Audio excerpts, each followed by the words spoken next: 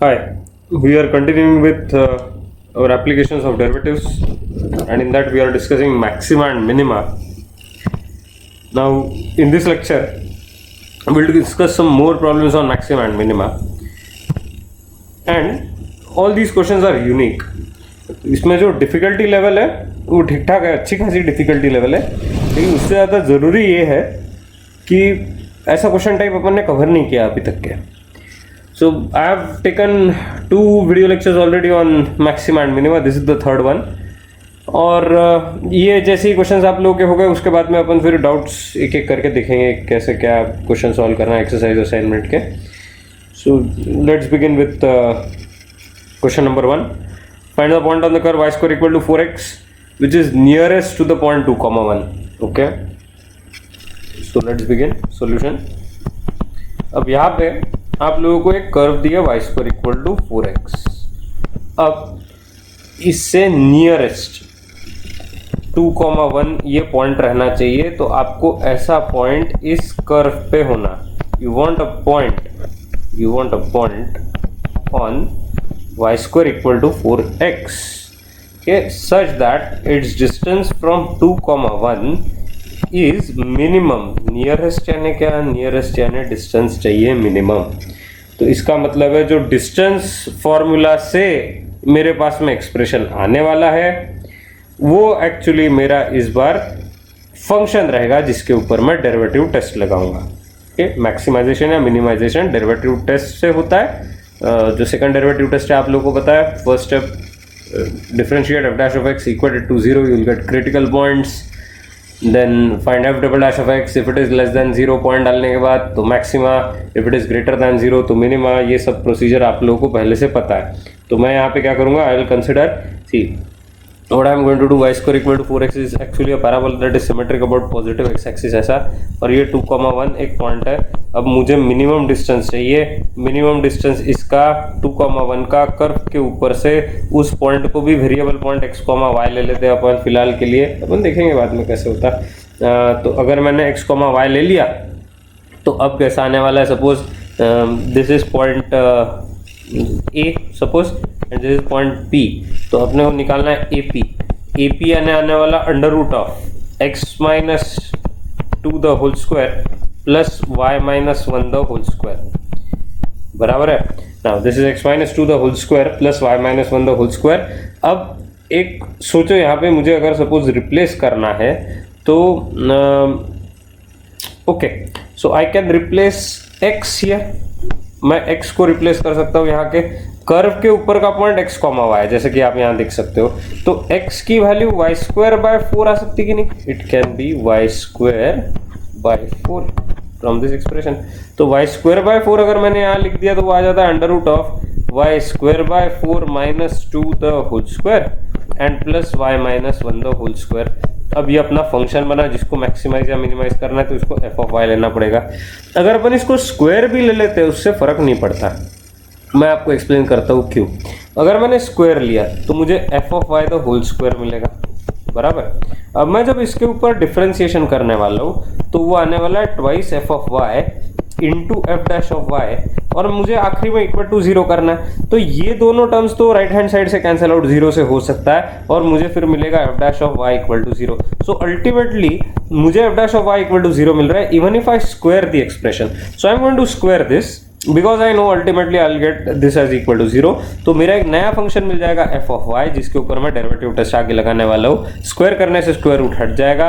y square by 4 minus 2 the whole square मिलेगा plus y minus 1 the whole square. Remember जैसा कि मैंने आपको बताया कि स्क्वायरिंग करने से भी डेरिवेटिव टेस्ट लगाने के बाद सेम क्रिटिकल पॉइंट मिलता है. तो इसका कोई लोड नहीं कि अपन उसको स्क्वायर कर रहा है और फिर उसके बाद में डेरिवेटिव टेस्ट लगा रहे. It is one and the same, it doesn't matter. So f dash of y क्या मिलेगा आप लोगों को. यहाँ पे डेरिवेटिव टेस्ट लगेगी तो डिफरेंशिएशन लगाओ. यह आ जाएगा twice y square minus 4 minus 2 into कितना 2y बाय 4. बराबर. साथ में अब नेक्स्ट स्टेप में इसको और एक, हाँ राइट, बाजू वाली भी टर्म है ना, plus y minus 1 the whole square का डेरिवेटिव क्या आएगा twice y minus 1 and you are equating this entirely with 0, f dash of y is equated to 0। अगर मैंने f dash of y equated to 0 किया और इसको सिंप्लीफाई किया, simplify करना ज़रूरी है, ट्वाइस ट्वाइस 4, 4 कैंसल आउट, ये आ गया कितना, y cube by 4 minus 2y plus 2y minus 2 equal to 0, this is cancelled, y cube equal to आ जाएगा 8, यानी वाई इक्वल टू आएगा 2, if y is equal to 2 x is equal to 1, ये अपने पास में आ गया। अब ये जो अपना एक्सप्रेशन था इसको अपन और एक बार डिफ्रेंशिएट करेंगे, f double dash of y निकालेंगे। So remember this was my initial expression, ये आ गया था ना वाई क्यूब, पहले एफ डैश ऑफ वाई लिख लूँ और एक बार, चलो ठीक है एफ डैश ऑफ वाई लिख लेते हैं और एक बार। सो एफ डैश ऑफ वाई कितना आया था अपना, एफ डैश ऑफ वाई आया था this expression, y cube by 4 minus 2। So f double dash of y निकालना है, वो कितना आएगा, that is going to be 3y square by 4, उसमें मुझे क्या डालना है, y इक्वल टू 2, तो एफ डबल डैश ऑफ 2 कितना आ जाएगा, that is going to be 3, क्योंकि ये 4 और ये 4 कैंसिल आउट हो जाएगा।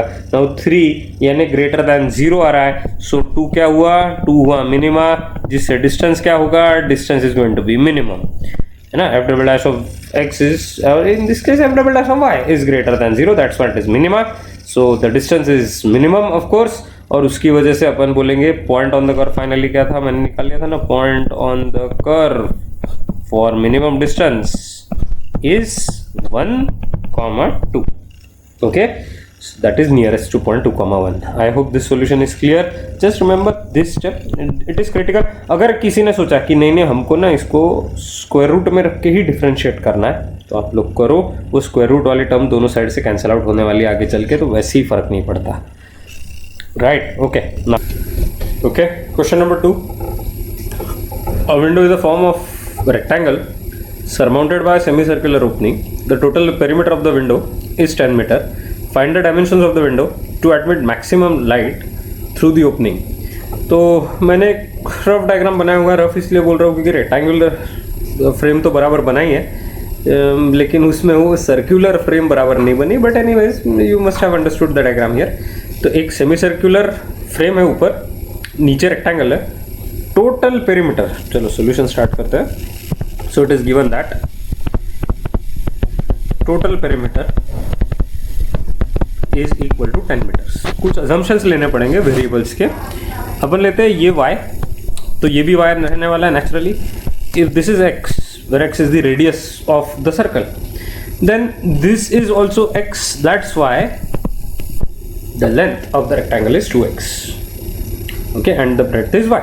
तो इसीलिए अपन यहाँ पे बोलेंगे ओके, अपने को क्या करना है यहाँ पे, पेरीमीटर से find the dimensions of the window to admit maximum light through the opening, यानी इसमें से मैक्सिमम लाइट, ये जो शेडेड रीजन है, ये पूरा पर्पल शेड रीजन, इसमें से मैक्सिमम लाइट आना चाहिए। मैक्सिमम लाइट तब आएगा जब इसका मैक्सिमम एरिया हो। मैक्सिमम एरिया के लिए पहले गिवन इंफॉर्मेशन से सॉल्व करना है। हमेशा ध्यान में रखना मैक्सिमा मिनिमा के वर्ड प्रॉब्लम्स, मैं आपको एक ट्रिक बता रहा हूँ, ये सब लोग ध्यान में रखेंगे। मैक्सिमा मिनिमा के वर्ड प्रॉब्लम में गिवन इंफॉर्मेशन में एक वेरिएबल एलिमिनेट करना, through the given info eliminate one variable, and after that then consider required equation. Required equation में हमेशा मैक्सिमाइज या मिनिमाइज ऐसा वर्ड आपको दिखेगा, लार्जेस्ट या लीस्ट ऐसे वर्ड्स दिखेंगे, तो उस हिसाब से अपने को डिसीजंस लेने हैं। अब टोटल पेरीमीटर यानी क्या रहता है, total perimeter mean sum of all sides, but perimeter की और एक व्यवस्थित डेफिनेशन यह है कि पेरीमीटर रहता है the sum of outer sides. तो इसको लिमिट नहीं करना, अंदर की साइड नहीं लेना, सिर्फ आउटर साइड्स ही लेना है, ये आउटर साइड्स।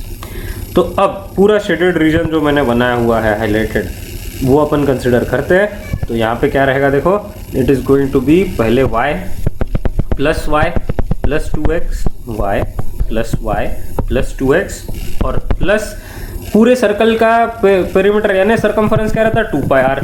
तो सेमी सर्कल का क्या रहने वाला है पाई आर, आर यहाँ पे क्या है x, यानी क्या आ जाएगा pi x, that is equal to 10।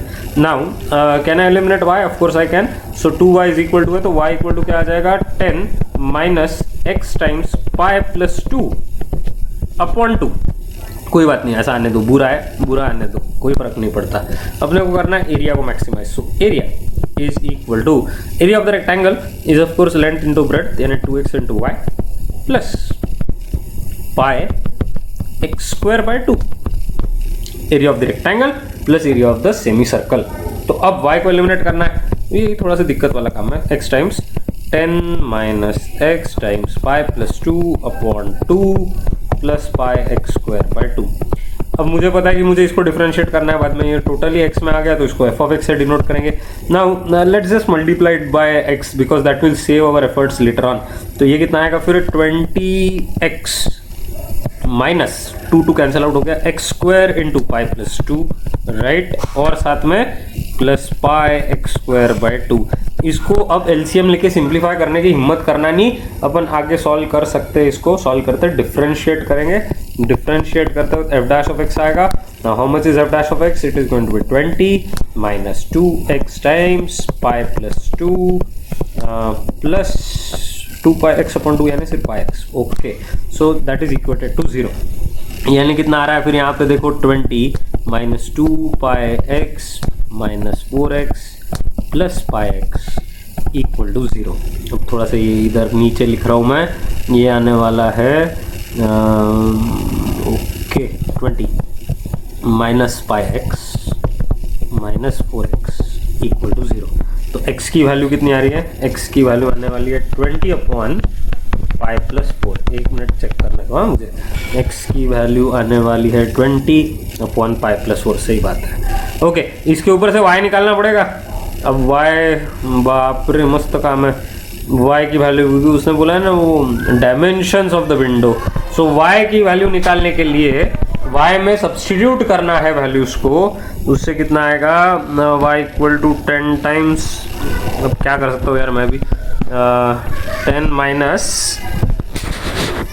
x into x की value 20 upon pi plus 4 into, पीछे आगे चला गया था मैं, इंटू कितना पाई प्लस 2 अपॉन 2। बाप रे, एकदम खतरों के खिलाड़ी बनना पड़ता है इसके लिए, इतनी कैलकुलेशन है। एलसीएम लो यहाँ पे, कितना आएगा, लंबा काम है यार। सो that is 10 pi plus 40 minus 10 pi minus 20 upon pi plus 4। आपको ऐसे सिंपथाइज कर रहे होंगे आप अभी मुझसे, इतनी कैलकुलेशन में कर रहा हूँ शायद से। 20 upon pi plus 4 is the value of y। Okay, x and y are same, ठीक है, डजेंट मैटर। आगे अपने को और वैल्यू निकालनी है। लास्टली क्या निकालना है, एरिया शुड बी मैक्सिमम। उसके लिए मुझे क्या करना पड़ेगा, f double dash of x. कुछ एफ डैश ऑफ एक्स वाली वैल्यू थी क्या, हाईलाइटर यूज करना पड़ेगा।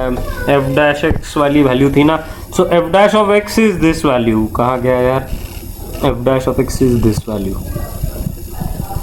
Right. So what is f double dash of x then, f dash of x is this value. कोई कैंसिल आउट नहीं किया था ना मैंने, नहीं, f dash of x is this value. Okay great. So now f double dash of x is going to be, वाह मैं भूल गया वो टर्म, हाँ, f double dash of x is equal to minus pi minus 4 रहेगा। Okay okay, सुंदर।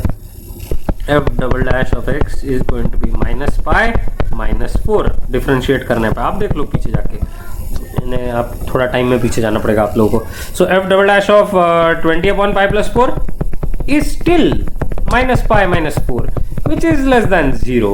So f of x which stands for area is maximum, क्योंकि अपना मैक्सिमा है। अब उसने बोला था डायमेंशंस निकालो, तो y की वैल्यू तो वही है 20 upon pi plus 4, that is the width of the rectangle. Okay, width. Length of the rectangle के लिए मुझे 2x यूज करना पड़ेगा, यानी वो आ जाएगा 40 upon pi plus 4। And radius था x, तो रेडियस की वैल्यू आएगी 20 अपॉन पाई प्लस 4।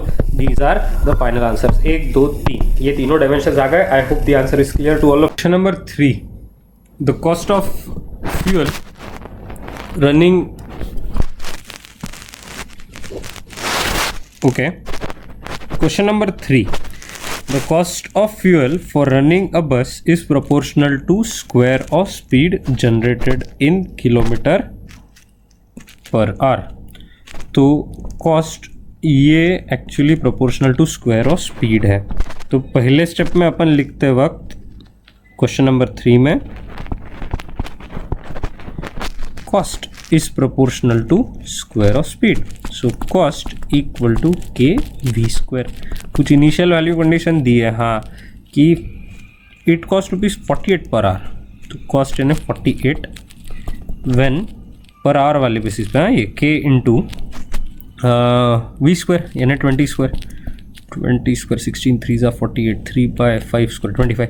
तो के की वैल्यू जो आ रही है वो है 3/25, राइट। इसके बाद में अपन देखेंगे जब स्पीड 20 किलोमीटर पर आवर की है, ठीक है, right. Okay, what is the most economical speed if the fix charges are ₹108 for 1 hour over and above the running charges. Okay, तो अब मैंने यहाँ 20 किलोमीटर वाला यूज़ कर लिया, सॉरी मैंने यहाँ पे 20 किलोमीटर वाला ये गिवन इन्फॉर्मेशन ₹48 लगते ये, और उससे एक कांस्टेंट ऑफ प्रोपोर्शनलिटी निकाल लिया है। लेकिन मुझे निकालना है what is the most economical speed if the fix charges are rupees, यानी पहले मुझे चार्जेस निकालने पड़ेंगे। टोटल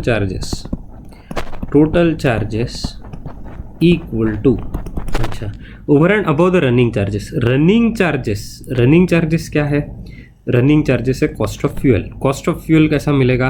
कॉस्ट ऑफ फ्यूल का फॉर्मूला है ना अपने पास में के इंटू वी स्क्वायर, यानी अपने पास में आने वाला है सबसे पहले तो टोटल चार्जेस के लिए सम टाइम, कुछ कि इसने फॉर 1 आवर बोला ना, तो चार्जेस ये टाइम के ऊपर डिपेंडेंट है।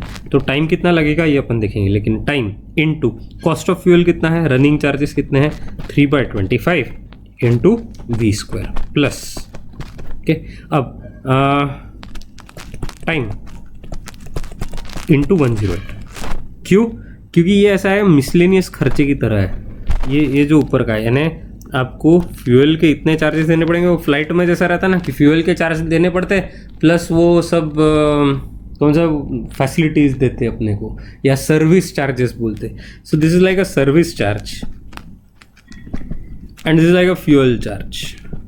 अब एक बार आप लास्ट लाइन पढ़ोगे ना तो मैक्सिमम लोगों को समझ में आ जाएगा what is the most economical speed if the fix charges are ₹108 for 1 hour over and above the running charges. So you'll have to consider running charges like this, and you'll have to consider the fixed charges like this. So वो service charge और fuel charge है। Now this is a variable, ये भी एक variable आ गया क्योंकि यहाँ पर टाइम कंपोनेंट आता है। अच्छा, टाइम निकालने के लिए क्या है, टाइम जितने देर गाड़ी चली, तो टाइम जितने देर गाड़ी चली यानी आने वाला एक्चुअली वेलोसिटी, अब एस लेना पड़ेगा, एस अपॉन वी यानी डिस्प्लेसमेंट अपॉन स्पीड, ये टाइम रहता है। तो अब ये जो एस है ये कांस्टेंट रहने वाला है ना, एस ये कांस्टेंट रहने वाला है क्योंकि कुछ समय के लिए गाड़ी जितने भी देर के लिए चली है वो ये कांस्टेंट रहेगा। ये वेरिएबल है, ये वेरिएबल है। चलो ठीक है। So total charges are equal to time यानी s upon v into 3/25 v square. जब मैंने ये जो निकालना है ये स्पीड डिस्टेंस टाइम वाले फॉर्मूला से निकालना है सिर्फ, और टाइम और डिस्प्लेसमेंट अपॉन वेलोसिटी इंटू 108 ऐसा आने वाला है। Now this is in terms of f of v is our function, ये नहीं what is the most economical speed, यानी स्पीड ये वेरिएबल है। एक ही गाड़ी, अगर आप बोलोगे कि गाड़ी 5 किलोमीटर या 10 किलोमीटर चली है तो अपन फिर स्पीड के कंपैरिजन निकाल सकते हैं। अगर स्पीड वेरिएबल है, डिस्प्लेसमेंट वेरिएबल है, टाइम वेरिएबल है तो प्रॉब्लम सॉल्व होगा ही नहीं। So this is our assumption, ये वेरिएबल नहीं रहना चाहिए, this should be a constant. चलो ये एफ ऑफ वी हो गया, इसको डेरिवेटिव टेस्ट लगाते हैं तो एफ डैश ऑफ वी क्या रहेगा, f dash of v is going to be, कितना आया था ये, वी कैंसिल आउट हो जाएगा। Okay, so this is 3s/25, v का डेरिवेटिव 1 माइनस 108 180 क्यों लिख रहा हूँ यार मैं, 108 s upon v square, 1/v का derivative minus 1/v square equated to 0, मस्त कैंसल, s मस्त cancel. Okay, so 3/25 is equal to 108 upon v square, भगवान भरोसे अपन कैलकुलेट हो रहा है क्या ये? हाँ 100% हो रहा है। So v square is equal to 3 3 ज़ा 9 3 6 ज़ा 18, वी इक्वल टू 36 का स्क्वायर रूट 6, 25 का स्क्वायर रूट 5, यानी सॉरी वी डायरेक्टली निकाल लिया ना मैंने स्क्वायर रूट लेके। So v is equal to क्या आ गया 30 किलोमीटर पर आवर। तो ये एक्चुअली ये इकोनॉमिकल स्पीड हो गई अपनी, लेकिन उसके लिए मुझे ये चेक करना पड़ेगा कि इकोनॉमिकल है यानी f double dash of v ये एक्चुअली अपना ग्रेटर दैन 0 आना चाहिए, क्योंकि इकोनॉमिकल यानी पैसे कम, चार्जेस कम यानी मिनिमा आना चाहिए। So f double dash of v check करेंगे अपन। ये तो कांस्टेंट है, इसका डेरिवेटिव रहेगा 0। बाजू वाले का देखते हैं तो ये आ जाएगा 216 by v cube into s. Okay चलो इसमें वैल्यू डालते हैं इसकी, एस की वैल्यू 30 है, तो एफ डबल डैश ऑफ 30 कितना आ जाएगा? That is going to be 216 s upon 30 cube. अभी अपन पागल थोड़ी इसको कैलकुलेट करने के लिए, that is greater than 0। So 30 is of course minima, उल्टा रहता है, ध्यान में रखना सब लोग। 30 इज मिनिमा, और 30 अगर मिनिमा आया है तो अब आंसर प्रूव हो गया। Economical speed should be 30 kilometre per hour. That's the final answer. I hope all of you have understood the problem. I have tried my level best to explain this. Questions काफ़ी tough है, लेकिन फिर भी अपन discuss कर रहे, देख रहे हैं नहीं इसमें से बेस्ट क्या हो सकता है। Question: a tank with rectangular base and rectangular sides open at the top is to be constructed so that its depth is 2 meters and volume is 8 meter cube. If the building of the tank cost rupees 70 per square meter for the base and rupees 45 per square meter for the sides, what is the cost of least expensive tank? तो least expensive tank बनाना है। अच्छा tank, एक जाहिर सी बात है tank बनाना है आप लोगों को, तो उसमें सरफेस एरिया मिनिमम चाहिए अपने को, क्योंकि मटेरियल जो रहेगा वो सरफेस पे लगेगा ना, तो सरफेस एरिया मिनिमम चाहिए, right. So it is given that volume is 8 metre cube. तो पहले तो अपन नोटेशन वाइज सबसे इम्पॉर्टेंट चीज़ें यहाँ मार्क कर लेते हैं। जैसे एक बेस है तो x है, ये y है और ये 2 है।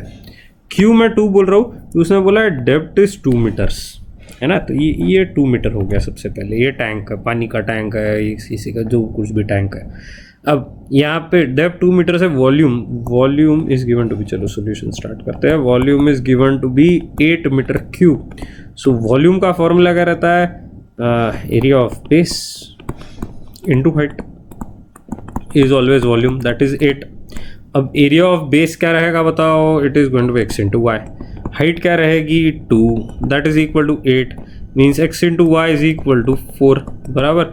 इसमें अपन एलिमिनेट कर सकते हैं variable y is equal to 4 upon x, मस्त काम हो गया। अब आपको चाहिए कॉस्ट ऑफ कंस्ट्रक्शन, पहले एरिया ऑफ साइड्स ले ले, चलो ठीक है। तो पहले तो एरिया ऑफ बेस निकाल लेते हैं। एरिया ऑफ बेस है एक्स इंटू वाई, बराबर। तो x इंटू वाई है, y को बाद में रिप्लेस करना है, और साथ में अपन देखते हैं कि एरिया ऑफ साइड्स क्या रहने वाला है। अब इस टोटल स्ट्रक्चर को कितनी साइड्स है? तो इस स्ट्रक्चर को टोटल है, ये एक्चुअली वर्टिकल साइड्स लिखना चाहिए मैंने, इसको टोटल 5 साइड्स है। कौन सा? बेस 1 है, okay.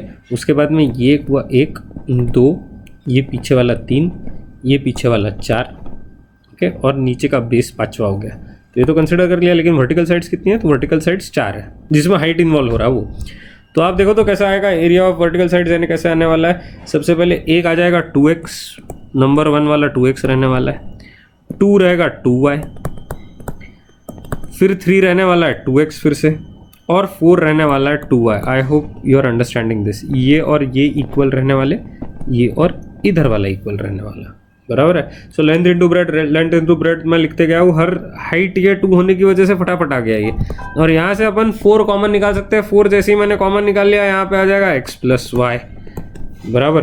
This is 2x 4x, 2y 4y, right. ना इन द नेक्स्ट स्टेप, अब कॉस्ट कैसी आएगी? देखो कॉस्ट है 70 रुपये for the base, 70 into x y, plus 45 रुपये sides, 45 into 4 into x plus y. अब y को एलिमिनेट करना, यानी क्या लिखना? y को 70 इंटू एक्स इंटू 4/x बराबर, और प्लस कितना था यार ये 45 इंटू 4, 45 इंटू 4 म्हणजे किती झाले 180 इंटू एक्स प्लस वाई की वैल्यू कितनी हुई, वाई की वैल्यू हो गई 4/x। Now this is completely in terms of x, और इसी को अपने को कॉस्ट को मिनिमाइज करना है, यानी ये अपना f(x) हुआ जिसकी वैल्यू आने वाली है 280 प्लस 180 टाइम्स, सॉरी 180, हाँ 280 plus 180 times x plus 4/x। Now f dash of x, f dash of x क्या आएगा, देखो इसका डेरिवेटिव आ जाएगा 0 plus 180 into 1 minus 4/x square equal to 0, 180 हो जाएगा cancel out, 1 minus 4/x square equal to 0, यानी आपको कितना मिल रहा है यहाँ पे x square is equal to 4, x square is equal to 4 means x is equal to 2, minus 2 तो लेंगे नहीं, x इक्वल टू 2 आ रहा है। ओके तो x इक्वल टू 2 आ गया, यानी y इक्वल टू 2 आ जाता है, ठीक है। So lastly I just need to show that f double dash of x ये आने वाला है क्या आना चाहिए, लेस देन 0 की ग्रेटर देन 0, ग्रेटर देन 0 क्योंकि आपको मिनिमाइज करना है। So let's calculate f double dash of x, ये तो 0 ही रहेगा, ये आ जाएगा 180 टाइम्स क्योंकि ये 0 के साथ कैंसिल आउट नहीं होगा ना, 1 का डेरिवेटिव 0 माइनस 4/x स्क्वायर का डेरिवेटिव 8/x क्यूब, इसमें x इक्वल टू 2 डाला तो ये आ जाएगा 180, that is f double dash of 2 which is greater than 0, so x equal to 2 is minima, that's why y equal to 2 is also minima, so cost is minimum, least cost निकालनी थी, cost equal to, चलो calculate करते कितना आ जाएगा 70 into x into y, okay यानी कितना 280 है ना, 70 into 4 plus 45 into 4 into 4 again 16, ठीक है, 45 इंटू 16 बराबर लिखा है क्या, हाँ बराबर है शायद, नहीं 4/x था, sorry. So what is the value of x is this is I am sorry, this is 180 into 2 plus 2 यानी 4, सो 180 4 720 प्लस 280 यानी टोटल कॉस्ट हो गई 1000 रुपये की, 1000 rupees. Okay so this is the total cost, I hope you have understood the problem, if not please go through this once again and that's the end of the lecture. अरे that was supposed to be the end of the lecture, और एक जगह थी यानी लिखने के लिए, so that's the end of the lecture, I hope this is clear. अभी मैंने सबसे डिफिकल्ट प्रॉब्लम्स भी चैप्टर के कवर कर लिया है, सो ऑब्जेक्टिव्स में अपन और देखेंगे हायर लेवल प्रॉब्लम्स, बट अभी के लिए इतना काफ़ी है। So bye for now, see you again in the next lecture.